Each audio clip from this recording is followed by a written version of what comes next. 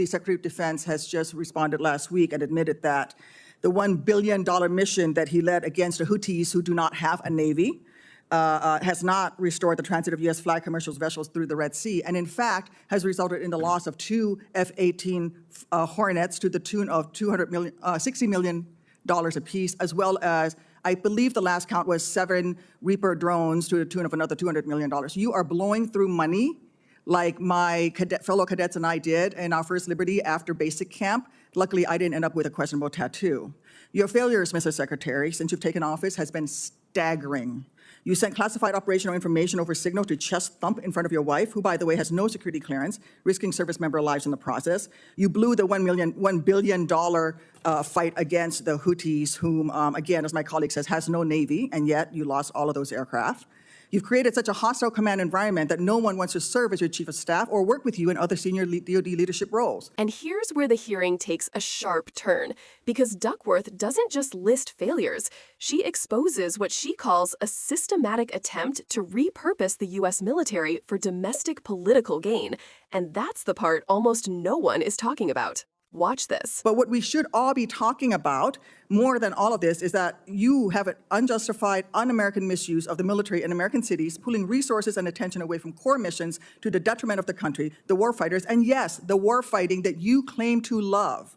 I don't know if this is because you are too inexperienced and incompetent to understand the real threats facing our country, or if it's because you are just an unqualified yes man who can't tell the president how to keep Americans safe. You are focusing on renaming basis for Confederate generals. You said just now to Senator King that to a man and to a woman, we would rather be associated with the old Confederate names. Well, I am one of those women. I served at Fort Rucker, Alabama, a base that was named for a traitor who took arms against the United States of America, led troops who killed Americans.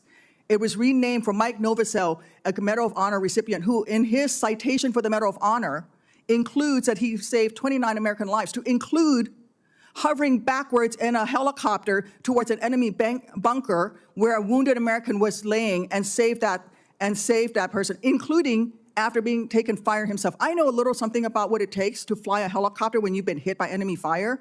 That was heroic. I'd rather be associated with Mike Novosel than a failed Confederate traitor. I don't know whether you are inexperienced or too incompetent, but I wonder when you will actually focus on our nation's warfighting mission. We know that California is just a deliberate, systematic political and dangerous campaign led by you. We should not be using our military to play cops against Americans. General Kane, as chairman, a key part of your job is to coordinate military planning across the joint force. Is the department currently incorporating into any military plans expanding the use of the reserve forces to include the National Guard or active duty troops to support domestic law enforcement, including in other locations in the United States? Senator, you know, we careful. No, General.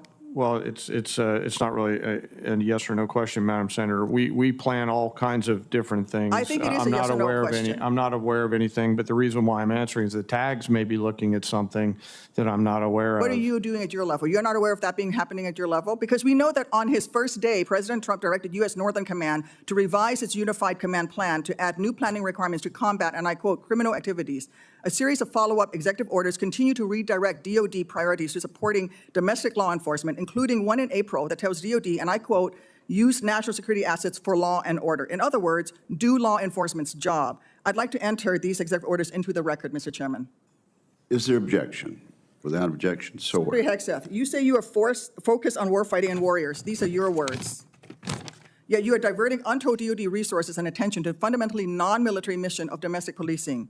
Across our country, we have qualified police officers who are trained for that mission. They know those streets better than the Marines you deploy to Los Angeles, who normally focus on the Indo-Pacific. And you recently approved 700 more troops in 3 other states to do admin and logistics works for ICE.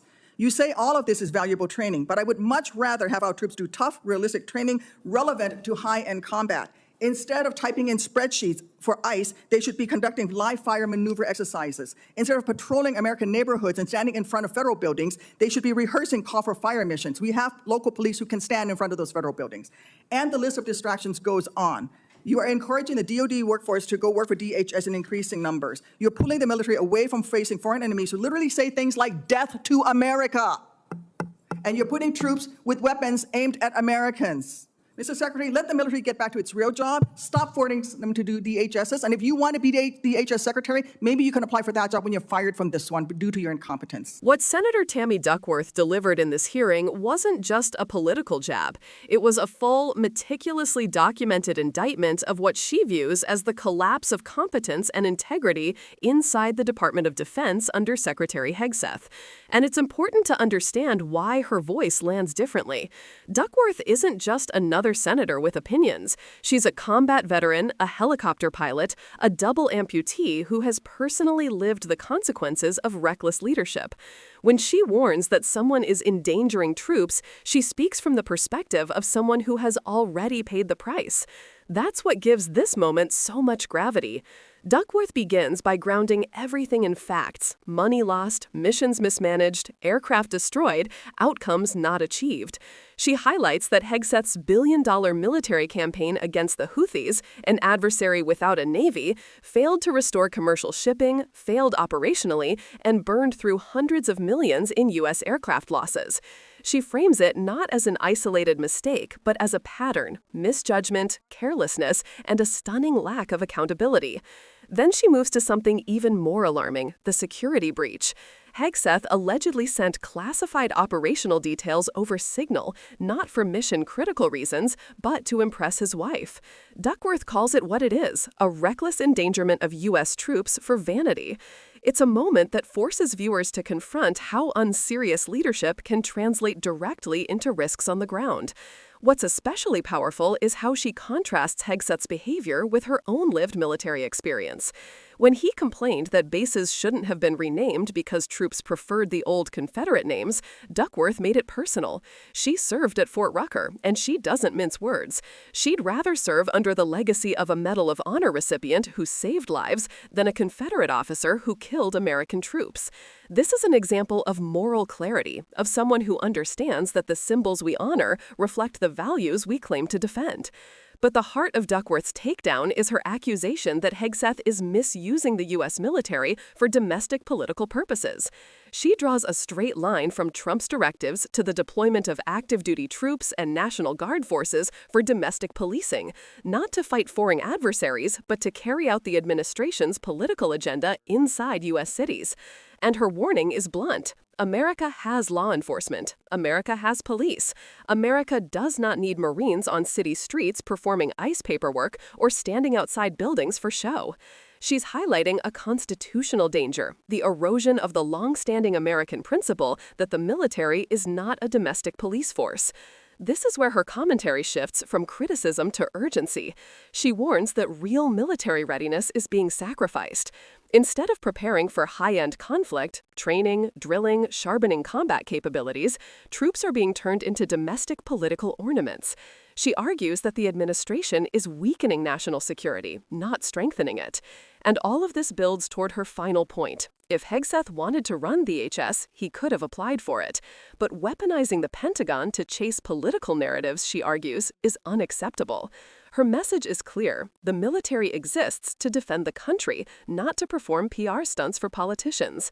This moment wasn't about theatrics. It was about drawing a red line. And in a political environment where the boundaries between law enforcement, national security, and political power are being blurred, Duckworth is issuing a warning that goes far beyond the room she was sitting in.